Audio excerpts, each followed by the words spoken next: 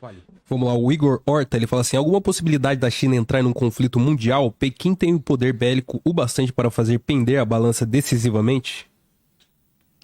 Quer responder, Vitor? Vou começar, você me ajuda aí. Olha, possibilidade sempre tem, né? Mas eu não conto com isso, pelo menos num prazo curto. Não parece, né? Não para. E eu acho que existe uma história assim, né? A China, ela é muito pragmática, né? Então você vê às vezes que o Trump xinga a China não pega e xinga ele de volta, que nem, né, um presidente desbocado, não. Eles apostam muito nessa diplomacia. Eles apostam muito nessa construção de saídas que nem a política tradicional faz, né? E também eu acho que eles têm um olhar muito prático para o comércio, né? A China, ela quer paz e ganhar dinheiro. Ela não quer escalar o tom para se mostrar como uma potência bélica, inclusive porque ela não tem muito como fazer frente aos Estados Unidos, né? Na minha opinião, pelo menos. Agora, pelo menos. Né? Agora pelo menos, né? Claro, eles estão evoluindo bastante, mas o poder bélico dos Estados Unidos ainda é superior ao chinês, né? E hoje, assim, claro, se fala, né? Se estourar uma terceira guerra mundial, muito provavelmente hoje seria a China contra os Estados Unidos, mas isso eu vejo como um cenário distante e que os dois países querem evitar a todo custo, né? Inclusive porque são duas potências nucleares.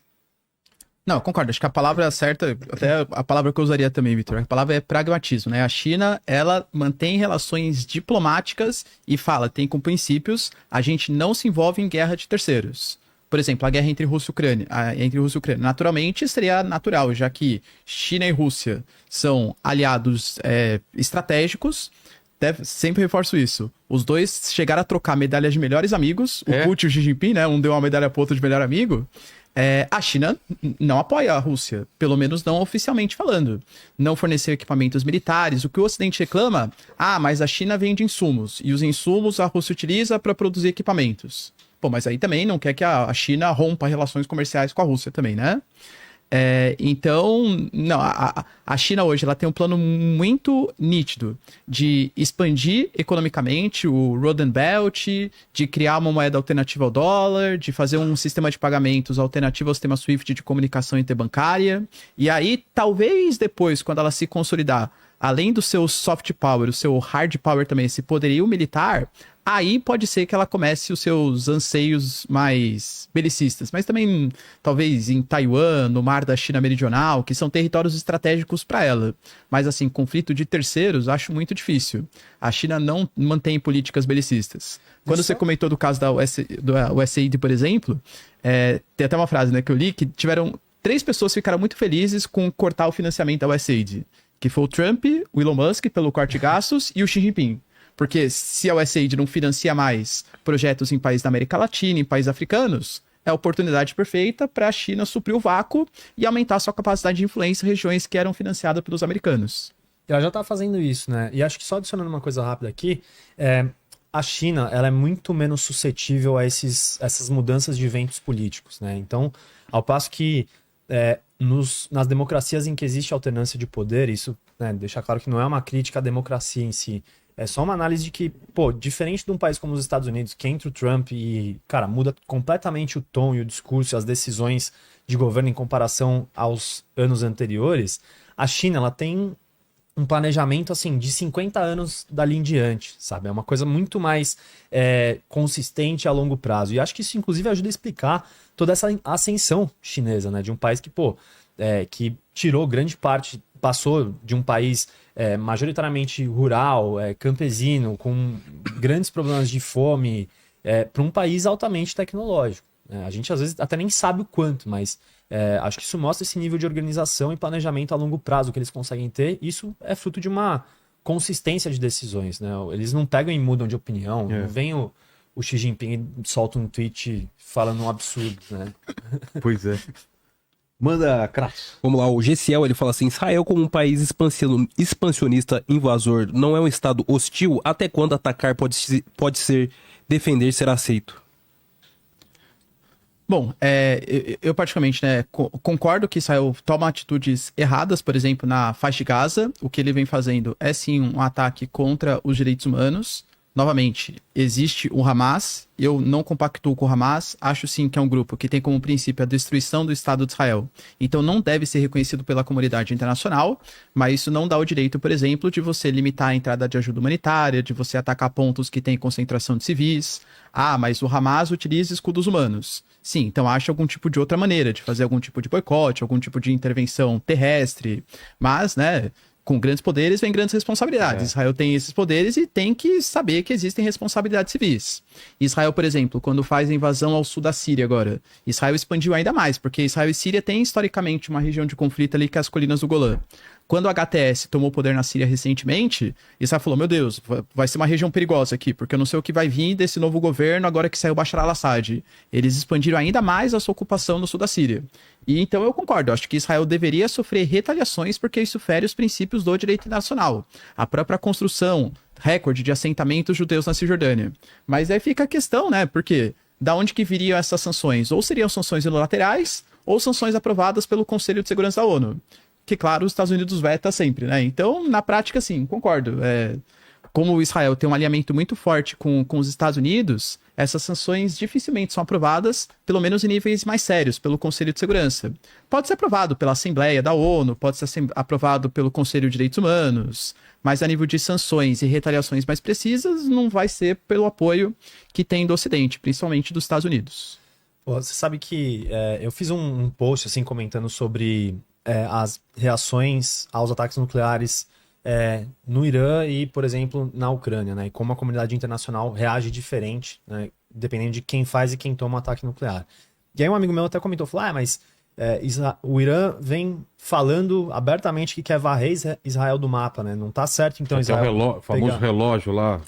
Que Israel atacou, destruiu o relógio do fim de Israel, né? Do Estado de Israel. O relógio do fim de Israel. Tipo assim, pô, será que isso não justifica, então, eles fazerem o que Israel chamou de ataque preventivo, né? E, assim, né, é muito difícil a gente simplificar isso aqui, mas eu vou tentar trazer uma reflexão que cara, ao mesmo tempo que o Irã fala que quer varrer Israel do mapa, Israel tá varrendo populações do mapa para expandir seus territórios, né? Isso é uma coisa, inclusive, que a própria ONU já reconheceu que existem os territórios palestinos ocupados, que existem as colinas do Golã, que são uma anexação de territórios ilegal, né? Então, é isso, né? Eu não acho que ninguém subir o tom e se mostrar mais violento que o outro lado vai estar certo, né? Mas eu entendo que num cenário em que os dois países se mostram muito hostis, é óbvio que isso vai dar ruim, né? Eles vão subir cada vez mais e vai ganhar quem bater mais forte. Pois é. Ou quem tiver o irmão maior, né? Porque... Fala, cara. Vamos lá, o Guilherme Castro, ele fala assim, Lula apoiando o lado errado em uma guerra Irã, Rússia, China, temendo sanções e retaliações dos Estados Unidos. A população pode intervir ou ter um golpe militar? Vamos falar da posição do governo, cara. Eu vi vários posicionamentos contra o bombardeio, né, do Irã, e a gente periga aí entrar do lado errado se tiver um conflito aí? Assim, eu não acho que o Brasil vá se envolver militarmente no conflito, né? E também não acho que os Estados Unidos, Israel talvez até sim, né? Mas que os Estados Unidos aplicariam sanções contra o Brasil, porque os Estados Unidos sabe que perder o Brasil economicamente, que é o país mais importante da América Latina, traria prejuízos muito sensíveis para a própria economia e influência dos Estados Unidos. Então, do mesmo jeito que a gente é importante para os Estados Unidos, aliás, que os Estados Unidos é importante para a gente é importante para os Estados Unidos.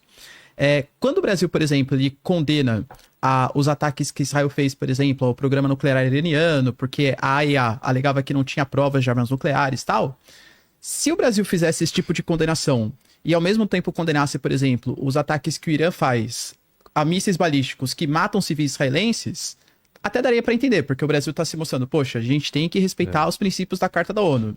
Ou então, por exemplo, Israel vai lá e faz uma ofensiva na faixa de Gaza e mata civis. O Brasil condena. Mas quando o Hamas vai lá e mata civis em Israel, aí o Brasil não condena. Então, aí mostra um duplo padrão, entende? Aí realmente eu discordo. Acho que pega mal para a diplomacia brasileira, tem que ser isento, tem que mostrar, atingiu civis, respeitou a Carta da ONU, faz condenações dos dois lados. E realmente eu vejo uma má vontade maior do governo brasileiro com Israel do que com os ataques que Israel sofre, isso é fato. Mas assim, que o Brasil vai entrar na guerra ou algo do gênero, não vai. E também eu acho que Israel pode sancionar, inclusive até o Brasil até poderia sancionar mais Israel. Eu esqueci o nome, mas um obuseiro, por exemplo, que o Brasil compraria de Israel, a gente acabou boicotando essa compra por conta dos ataques que Israel está fazendo na faixa de Gaza, né? Então, assim, talvez sanções de Israel sim, mas agora sanções dos Estados Unidos ou que o Brasil vai se envolver nessa guerra, eu duvido muito. O Brasil é um país muito importante, geopoliticamente, para uma América Latina que vem sendo muito disputada. Até mudar um pouco de assunto, mas não tanto assim. A Colômbia, que é o parceiro mais estratégico dos Estados Unidos na América Latina, acabou de anunciar que está entrando para a Rota da Seda chinesa e que está entrando para o NDB, que é o Banco dos BRICS, para fazer financiamento. Pô, para os Estados Unidos imaginar isso, a Colômbia é sempre um país governado pela direita, com bases americanas, aliado dos Estados Unidos. Depois que o Gustavo Petro entra, depois daquele entreveiro que teve em relação à deportação dos colombianos e tal, a Colômbia se voltando tanto assim pro lado chinês, perder ainda mais o Brasil, eu acho que os americanos não comprariam essa briga, não. Pois é. Eu tô total com você, né? Eu vi até uma galera falando, mas o Lula foi declarado persona não grata pelo Netanyahu. Ele humilhou nosso diplomata, chamando ele naquela cerimônia que, pô, ficou, né, dando uma canseira no cara, falando sobre o Holocausto pra ele e tal. Cara, eu entendo, né? Eu realmente acho que isso é algo grave, é uma ruptura muito significativa, mas eu acho que o Brasil ele tem que ter, de novo, a gente volta pro pragmatismo, né?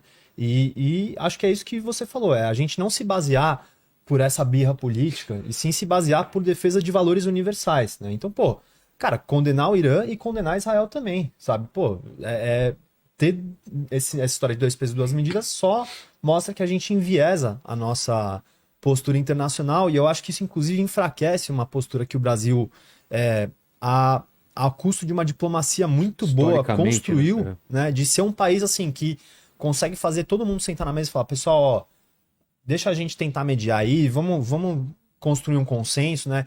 E acho que isso, ao mesmo tempo que o governo Lula ali tem grandes trunfos, né, nisso, né? Então, pô, a gente vê o G20, que foi um sucesso aqui no Rio de Janeiro, a gente tá tendo agora cúpula dos BRICS, vai ter a COP30, né? São convenções muito grandes que o Brasil lidera esses processos. Por mais que a gente esteja muito mais numa posição de organizar os trabalhos do que decidir propriamente, é uma posição de destaque que reforça esse nosso papel conciliador e mediador. E é disso que o mundo precisa, né? Então, a partir do momento que o Brasil pega e não condena os dois lados da questão, eu acho que a gente está comprando mais o barulho de um outro, né? Eu tô com o Ricardo nessa aí que a gente tem que fortalecer nossos canais, nossas posturas diplomáticas, né? Engolir esse sapo aí com o Netanyahu, que é um louco, e, cara, se firmar em valores universais de defesa de direitos humanos, de defesa da paz, de construção de consensos.